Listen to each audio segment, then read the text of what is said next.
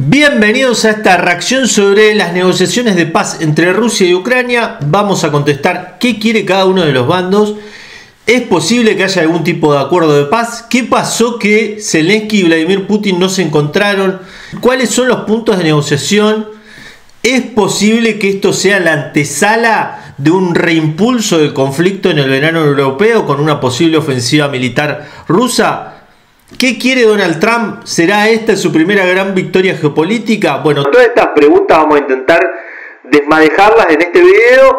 Y por eso te pido que te quedes ahí, que te suscribas a este canal y ya empezamos de una en la faena. Se habló en su comienzo, cuando empezó a presentarse este escenario, de que podría haber una reunión entre Vladimir Putin y Volodymyr Zelensky. Recordemos que todo este periodo estuvo signado por la amenaza de Donald Trump de sancionar a ambos países si no se sentaban a negociar y retirar a Estados Unidos de la gestión diplomática de este conflicto. También el periodo breve en donde Estados Unidos dejó de ayudar militarmente y financieramente a Ucrania después del desplante de Zelensky a Trump, donde discutieron en el Salón Oval de la Casa Blanca.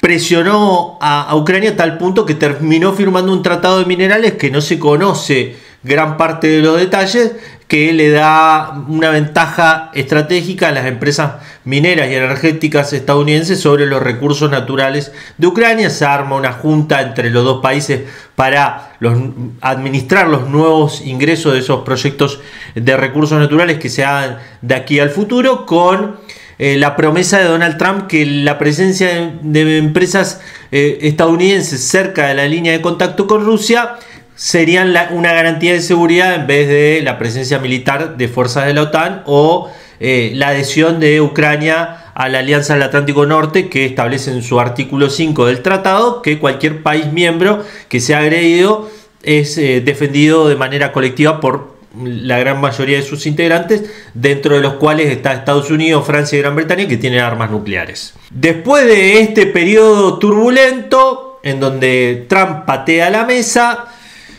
Vladimir Putin dice: bueno, yo estoy dispuesto a negociar, pero en Estambul, en Turquía, y retomar las negociaciones de 2022, donde Ucrania y Rusia habían estado cerca de un desenlace en estas conversaciones, con algunos puntos muy virulentos para Occidente, que planteaba que el conflicto era o gana Ucrania o pierde la democracia, ¿no? Porque Rusia sería el fantasma que después de devorar su Ucrania se devoraría a otros países de Europa. Bueno, en esos puntos se hablaba de hacerle caso al pedido ruso de que Ucrania no se uniera a la OTAN, que limitara su ejército, que se reconociera a Crimea y se dejara de disputar su control, por lo menos al menos en lo diplomático. Y por el lado ruso había una retirada en aquel 2022 a las líneas anteriores a la incursión militar / intervención de Rusia.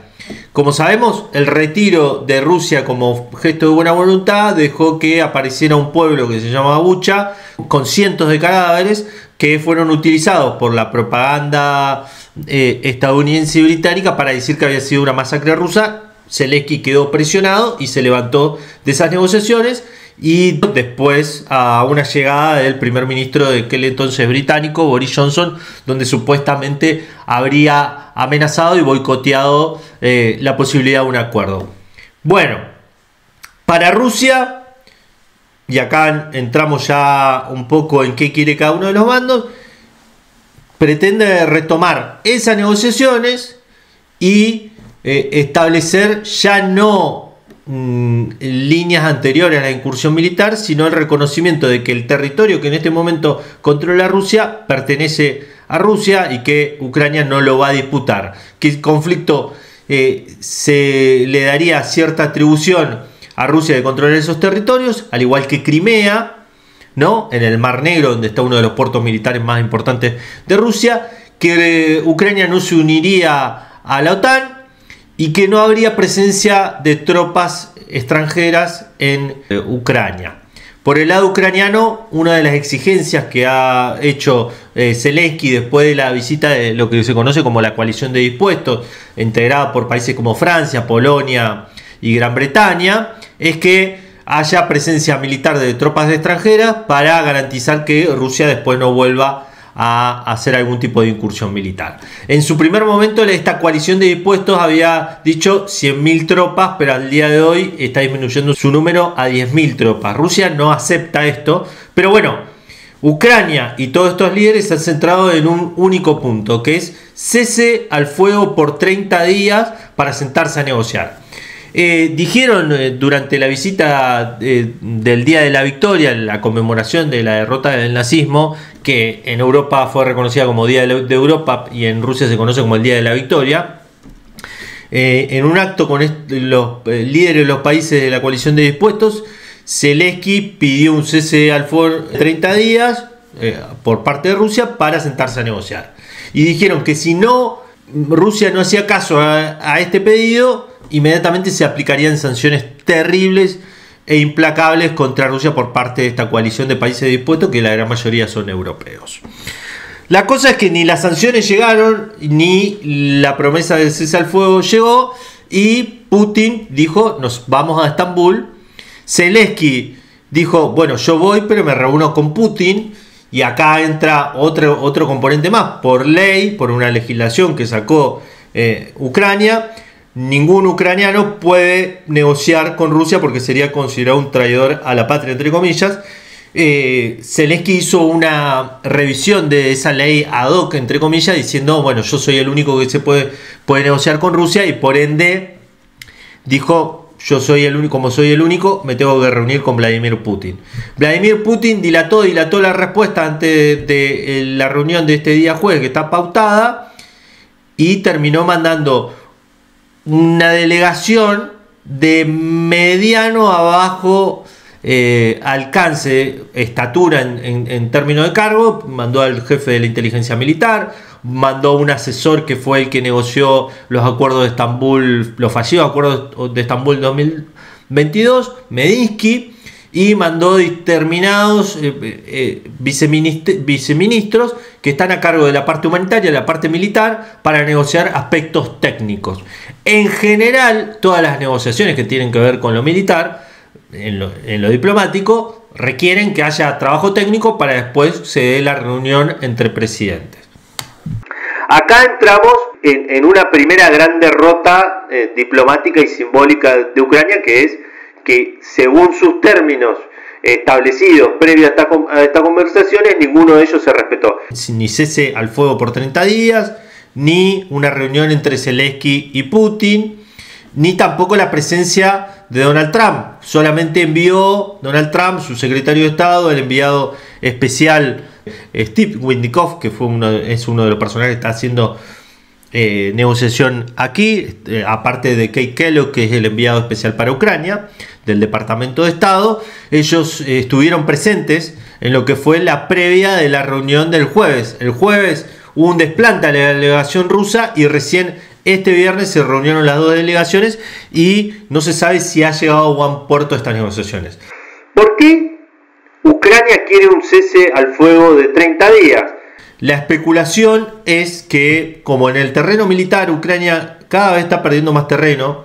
De hecho, antes del comienzo de estas negociaciones, controlaba la región rusa de Kursk y cada vez está perdiendo más terreno allí.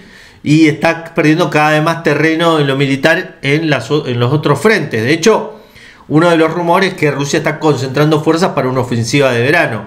Entonces, para volver a tener armamento y poder restituir, hacer los movimientos de personal en las líneas de frente para sostener esa línea de frente en cualquier ofensiva rusa, lo que necesita es tiempo para adaptar la cantidad de hombres que tiene. Está en un programa de reclutamiento por momentos forzoso de ucranianos, ver si llega alguna tropa militar extranjera, lo cual se ve cada vez más complicado, y conseguir más armamento. Entonces para eso necesita tiempo. El cese al fuego de 30 días le daría a Ucrania una cantidad de tiempo para seguir pateando cualquier tipo de ofensiva militar de Rusia en Ucrania. Por el lado de ruso, después de los fallidos acuerdos de Minsk, recordarán, después de que hubo un movimiento separatista en la región del Donbass, de Minsk 1, Minsk 2, incluso con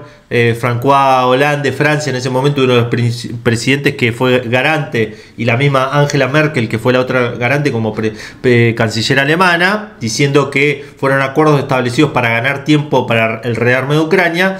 Con esos acuerdos fallidos, con el acuerdo fallido de Estambul, realmente Rusia no parece tener ningún tipo de estímulo para dar un cese al fuego y decir: nosotros paramos hasta que haya un desenlace de estas negociaciones. Es decir, no tiene ningún tipo de beneficio esto, no hay construido una confianza, y Rusia está apostando a: dame todo lo que yo te pido, si no, no hay ningún tipo de cese al fuego. Esta va a ser una negociación con un arma sobre la mesa, y en tanto y en cuanto no me dé lo que yo quiero, esto va a continuar y no se va a posponer ninguna de las acciones militares que puedan llegar a darse en el verano.